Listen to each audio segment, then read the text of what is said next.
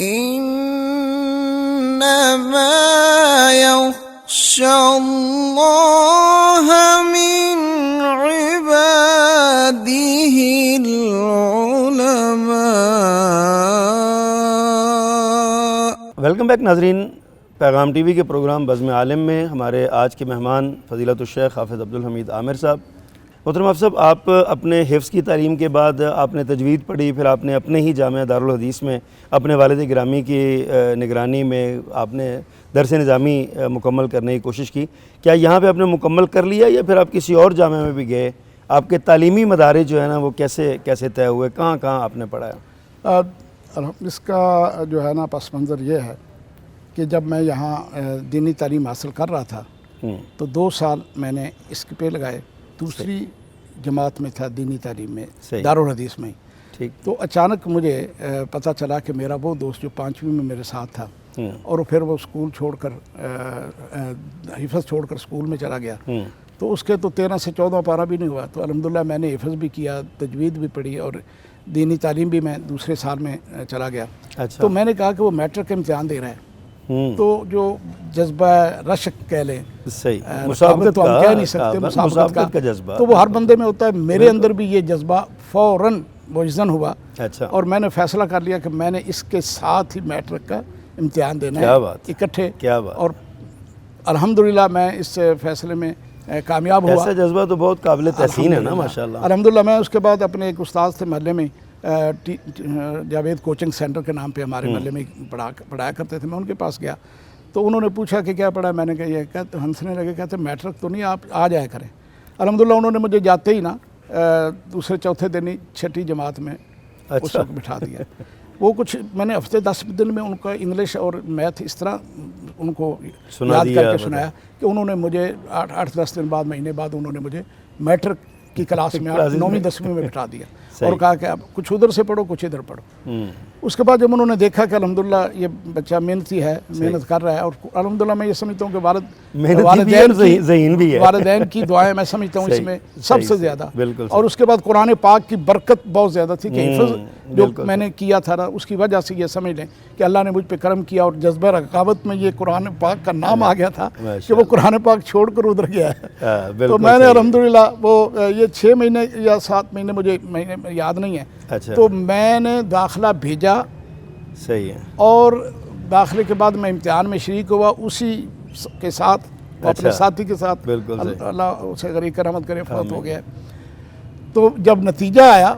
تو الحمدللہ میں اس سے زیادہ نمبر میں پاس ہو چکا تھا، میں فرسٹ ڈویژن میں تھا اور وہ سیکنڈ ڈویژن میں۔ اللہ اکبر۔ تو یہ میرے استاد بڑے خوش تھے، اور میرا وہ ذکر جب تک وہ زندہ، ابھی فوت ہو چکے، وہ بھی فوت ہو چکے، تو وہ اکثر محلے میں بیٹھ کر چوک میں چائے کی دکانوں پہ تو یہی ذکر کرتے والد مرحوم کا کہ یہ حضرت آپ صاحب کے بیٹے ہیں، اور ماشاءاللہ انہوں نے بہت جلدی چند دنوں میں اچھا شیخ، آپ نے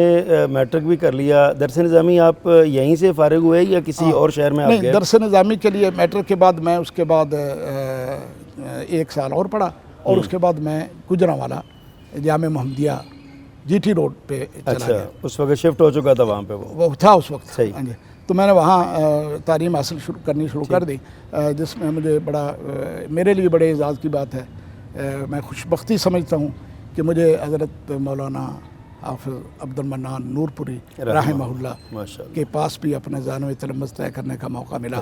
اور اچھا شیخ، آپ کے درس نظامی کے معروف اساتذہ میں کوئی نام آپ لیں گے؟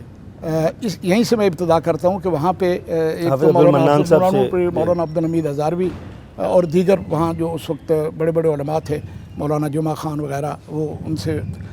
پڑھا، اور اس کے بعد لیکن میں جلدی یہاں سے پھر جامعہ اسلامیہ گجرانوالہ منتقل ہو گیا۔ پھر باقی تعلیم میں نے وہاں پہ حاصل کی، اور میں اپنے اساتذہ میں اگر میں سب سے زیادہ متاثر ہوں پاکستان میں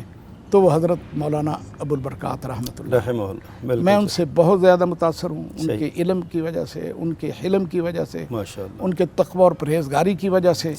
طلبہ کے ساتھ ان کی جو سلوک تھا، شفقت کا، محبت کا، وہ بہت زیادہ تھا، اور بالخصوص ان میں وہ کس سن میں آپ فارغ ہوئے شیخ وہاں سے؟ میں وہاں سے اصل میں وہیں ابھی پڑھ رہا تھا، آخری کلاسوں میں تھا کہ میرا داخلہ سن 74 میں، سن 76 میں میرا داخلہ جو ہے وہ مدینہ یونیورسٹی میں ہو گیا۔ اچھا، وہیں سے پھر میں آپ کی سند فراغت مدینہ سے ہے؟ پھر ہاں اس کے بعد میں وہاں سے چلا گیا۔ اچھا شیخ، آپ کے خاندان کے بھی حجاز، علماء حجاز، والیان حجاز کے ساتھ بہت گہرے تعلقات رہے ہیں، آپ کے خاندانی تعلقات بھی ہیں، پھر قطر میں، شارجہ میں، دیگر ممالک میں بھی آپ کے تعلقات جو ہے نا وہ رہے ہیں۔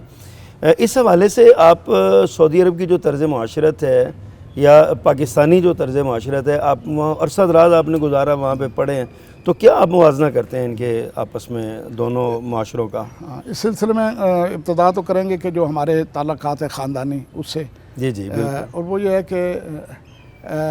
ہمارا تعلق یعنی سب سے پہلا جو خاندانی طور پہ جڑا ہے وہ وہاں کے مشہور عالم دین سندھ کے بھی فضیلت الشیخ الدکتور عبد القادر حبیب اللہ السندھی رحمہ اللہ سے۔ ان کے ساتھ کیسے تعلق ہوا؟ والد مرحوم کا چونکہ تعلق پاکستان کے تمام علماء کے ساتھ تھا، ان میں حضرت سید بدی الدین راشدی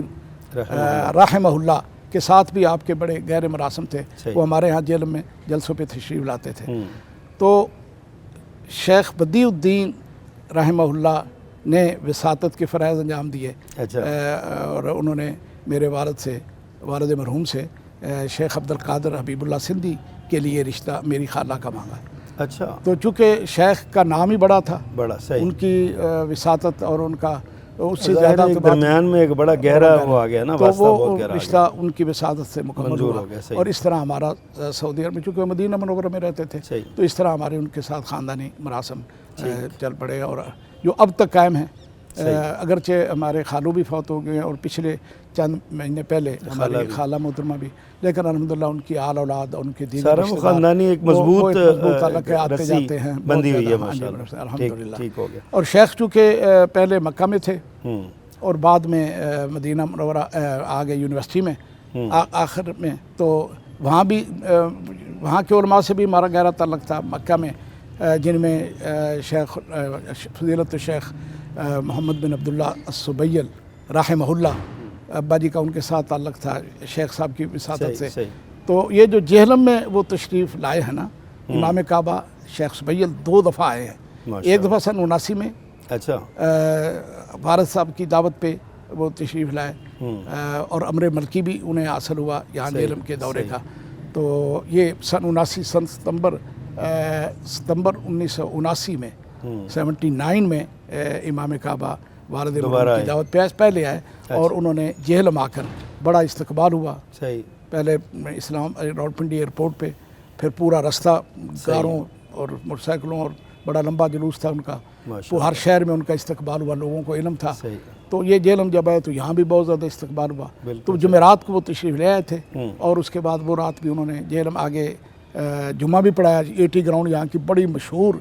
فوجی گراؤنڈ ہے یہاں، تو ٹینکوں کے لیے وہ تربیت یا دیگر جو ہے ان کے، تو وہ اس گراؤنڈ میں جلسے کی اجازت مل گئی، تو وہ جلسہ گاہ بھر گیا اور پورا شہر اس طرف ادھر آ گیا، اور آگے پیچھے تو پورے پاکستان سے لوگ خلائق تھے نا اللہ کے فضل سے۔ تو یہ جمعہ ان کا ایک تاریخی جمعہ تھا، جس کے ترجمے کے فرائض جو ہیں حضرت العلامہ احسان اللہ ظہیر شہید ملت جو ہے انہوں نے ادا کیے۔ شیخ نے جمعہ پڑھایا اور ترجمہ جو ہے نا وہ علامہ احسان، اور اس وقت سٹیج پہ یعنی حقیقت یہ ہے کہ پشاور سے لے کر کراچی سے لے کر پشاور تک کوئی ایسا بڑا ضلع یا بڑا عالم نہیں تھا جو اس پہ موجود نہیں تھا۔ حضرت حافظ محمد گودنوی رحمۃ اللہ علیہ سے لے کر اور مولانا عبداللہ صاحب جو ہے ادھر، مولانا عبداللہ شیخ الحدیث مولانا عبداللہ صاحب، اور حافظ عبداللہ صاحب جو ہے بہاولپور والے، اور اسی طرح مطلب کراچی سے پشاور تک سب علماء وہاں پہ موجود تھے۔ اچھا شیخ، میں آپ سے پوچھ رہا تھا کہ آپ کو جو موازنہ کرنا ہے ہمیں معاشروں کا، سعودی عرب کا معاشرہ، آپ وہاں پہ رہے ہیں، اور یہاں پاکستان کا معاشرہ، اب کیا فرق سمجھتے ہیں دونوں معاشروں میں؟ جبکہ وہ بھی ایک اسلامی ملک ہے، اسلامی معاشرہ ہے، یہاں بھی اسلامی کے نام پر یہ ملک بنا ہے، اور مسلمان اکثریتی لوگ مسلمان ہیں، لیکن عمل میں، عقیدے میں، اور یہ جو ان کا آپس میں، کیا آپ سمجھتے ہیں؟ بات یہ ہے کہ جس طرح ہمارے لوگ کہتے ہیں کہ جس طرح سعودی عرب یا مدینہ کی مملکت ہے وہ پہلی اسلام کے نام پہ نبی صلی اللہ علیہ وسلم، اور ہم پاکستان کے بارے میں کہتے ہیں کہ پاکستان جو اسلام کے نام پر حاصل کیا، اس حد تک تو یہ دونوں یہ باتیں ٹھیک ہیں۔ آگے چلیں تو صورتحال یہاں کہ یہاں پہ اسلامی ملک ہے، بڑے اچھی اچھی چیزیں یہاں موجود ہیں، مگر دینی تربیت کے لحاظ سے جو ہے نا کچھ کمی رہ گئی ہے۔ اس کے برعکس سعودی عرب میں ان کا جو نظام تعلیم ہے نا وہ بہت پیارا ہے، بہت اعلیٰ ہے۔ میں نے ایک میٹرک تو یہاں کیا ہے، میں نے 2 میٹرک کیے ہوئے ہیں، ایک میٹرک پاکستان سے، اور جب سعودی عرب میں گیا میرا داخلہ ہوا تو ہمارا جو بیچ تھا نا جانے والوں کا پہلا، تو وہ اس وقت یعنی